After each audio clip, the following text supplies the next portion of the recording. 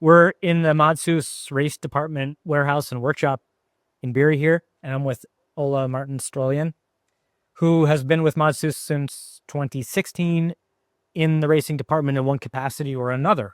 Originally with the World Cup, like the young guys out there chasing around the hot shots and testing every single ski that was going to be handed out.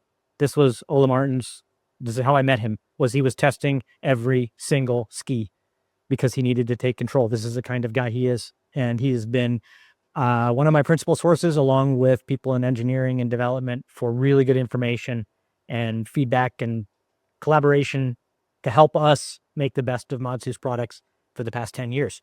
This year, Ola Martin has taken on some new roles and is working really as the main link between racing and development and kind of, what did you call it? Yeah, in Norway we call it potato. Potato. He's a potato. So basically it's a person who does everything. So the reason we're shooting this is that there have been some challenges with the classic skis in the last year with the introduction of new materials. I spoke last with Ola Martin about this when we were in Norway and Trondheim. Well, we visited the factory here after Trondheim and had a really good conversation about the skis. And I was wondering if there was changes necessary in the material, and Ola Martin was really confident they could make big changes in the camber. As you guys recall from many presentations, when we talk about the flex of a ski or the measurement values or the characteristic of the ski, we're talking about a combination of material qualities, which are determined by what's inside the ski plus the thickness profile of the ski, and then camber, which is the shape of the ski.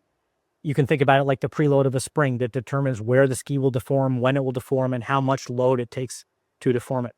So when we're selecting skis, we're selecting cambers. We're not selecting material. They select the material before they produce the skis.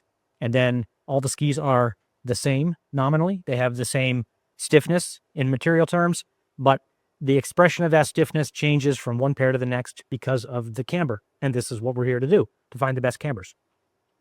So the question then is, what was the challenge last year? How has it been addressed? And why am I talking so fast today? I'm talking fast because I'm excited, because yesterday we started looking at skis. We looked in race material here in the race center. You can see lots of skis over here. It's a busy place. They do a lot of work preparing material for the World Cup, but also in the main distribution warehouse, which is just 300 meters down the road at Berry Center, looking at the production skis, and we'll take a lot of skis from there because they're really quite totally the same. Let's back up just a moment and talk about the old skis. This was a very successful ski, but a ski that had, like every single brand, its own unique challenges.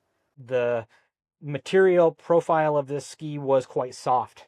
And this, how are you describing the issue that you ran into making cambers? With this construction, well, if you, for example, push the 0 point, this we measure with the full body weight and use shims to measure a 0 point. And if this was a little bit too much in front, the whole ski was collapsing. Right, it would break in the middle. Yeah. So a collapsing ski is the one where when you click it together, it goes clack. Yeah. There are degrees of problem with this. If it happens right under the foot, it can be a question of the load position and how centralized or decentralized the loading is. So you can have some clacking under the foot, not a problem, but if it happens forward in front of the foot, then it's a really big problem. These skis were really easy to find kick on, but when you had these issues, it was a problem, two problems. One is that the collapsing skis don't glide well because they turn inside out in the middle, they belly out, and the pocket doesn't work well. But a big one for me is that they don't transmit force to the end of the pocket. And then when we're waxing, we're trying to get angular force contribution from the end of the pockets. But if the material is too soft and it's all taken up and bending in here, when you put impulse through, it doesn't transmit kick force to the end of the pocket. And then this nice long pocket that you have is kind of useless. And we have tried this a lot to develop some things better, but every time it stopped because it was collapsing. Yep. So this is the old ski. We had really good ones, but there were limitations to where it could go in development. For many reasons, more than just this, there was a big project to develop new material, and this was what came last year. This new material set has been really interesting. One of the things that needed to happen to open the window for more camber development and more creativity and making good solutions was to increase the material stiffness in the bridge of the ski. This is a ski from last year that's been on snow for testing. And what we've done here is we've measured some material stiffness by isolating the bridge. And this one has a material stiffness score of 20. There are no units here. It's only because I isolated 60 centimeters of bridge from 40 in front to 20 in back, because it's representative of the kick pocket. And it took 20 kilos to move 1 millimeter unsupported. So just flexing the bridge. So this one is 27.4. So a big boost in material stiffness. The problem is when you're making skis, you have to have reference cambers. You have to have a concept that you build in terms of the camber. And when you start to develop skis, this is really your home base. You can't just turn dials and hope something comes out well. You have reference cambers and reference measurements, and you have to look at your camber length and height at half weight and full weight. There are lots of ways to quantify these cambers, but these guys know what makes good skis. The problem is when you take soft materials and you make a good ski, and then you take materials that are considerably stiffer, like more than 20%, maybe more than 30% stiffer, quite a lot stiffer. The stiffness of the material comes through really too strongly if the bridge length is the same.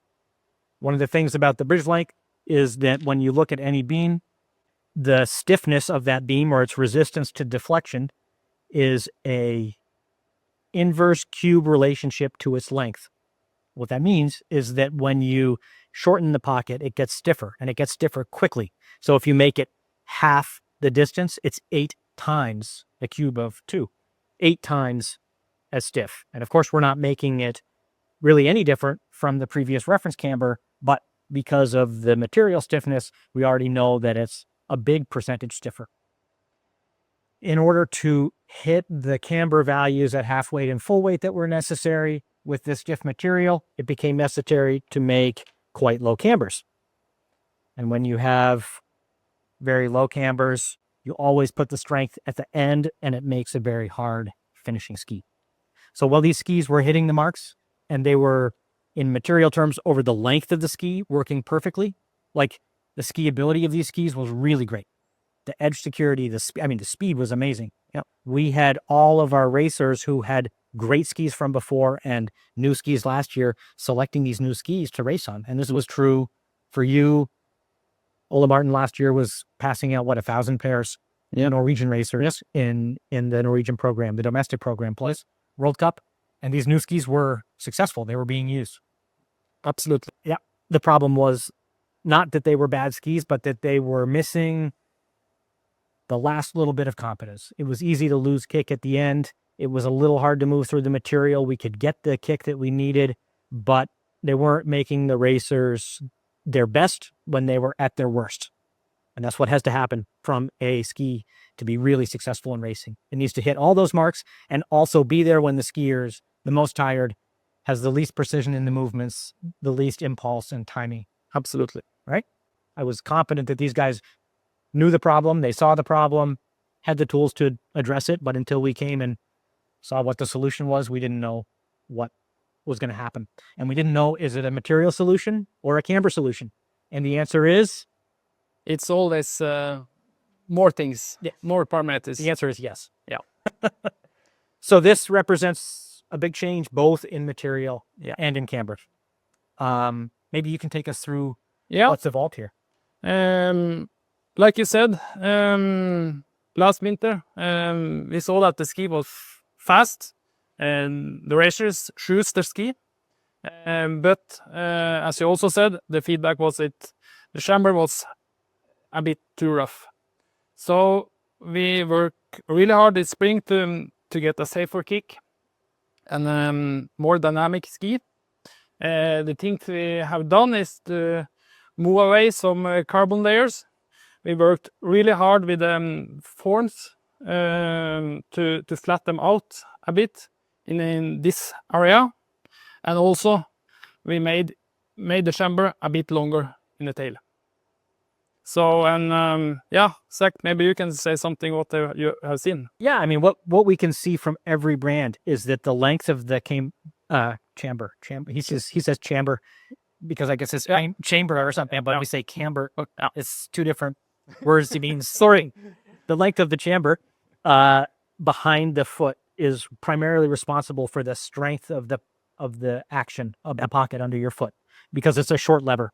When we look at the distribution of the pocket, it's mostly in front. But if you put a bridge between two bathroom scales and you stand really close to one, most of your load is carried on the closer one. And that's the case here as well. So more of the work in the pocket is taken in the back. And so when you change that lever arm at the rear of the pocket, you fundamentally change the stiffness response of the pocket in the kicking action when you put the impulse in.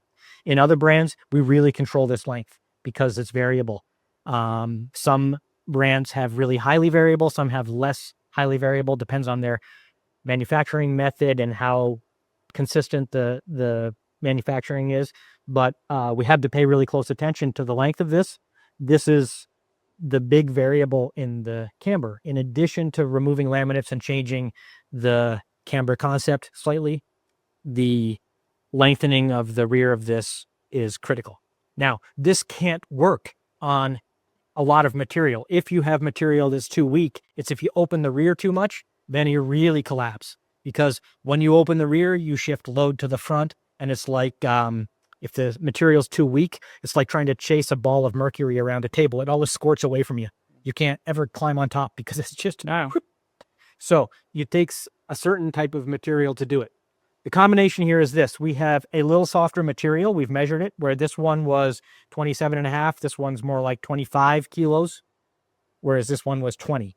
So it's considerably stiffer from the old ski, but still 8.5% or something softer from last year's ski, and mostly a much more carefully controlled, managed camber with a longer rear lever arm. Right? Yeah. And the result is a ski that rests a little higher, which is nice. Ole Martin mentioned a dynamic ski. Dynamic skis are skis that move underfoot, right? The dynamic action is really critical part of ski quality, manufacturing, and selection, and we really pay a lot of attention to the dynamic properties of skis, both skate and classic.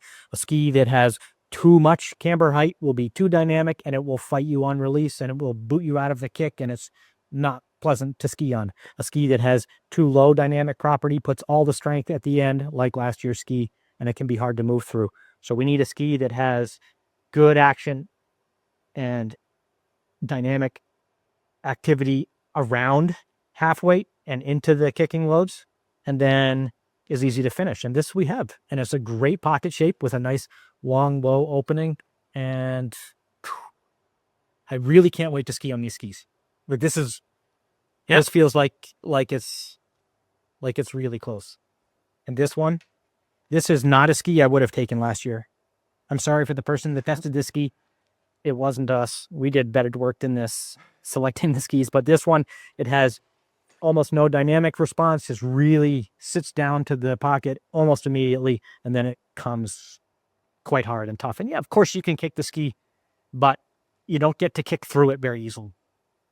So you have to be super precise with the thickness of the wax job, and just not as fun. Yep. This is the news from Beery. Great classic skis. I'm sorry I haven't pre-sold more. Maybe I'll take some because there's some amazing light skis for small skiers. Yeah. This was not so easy to find in some of the other factories. So for sure, these will be skis that are really easy to work with for light skiers in the 97 and even 92 lengths or shorter. I looked at some 87s in Beer Center that looked really good. Yeah.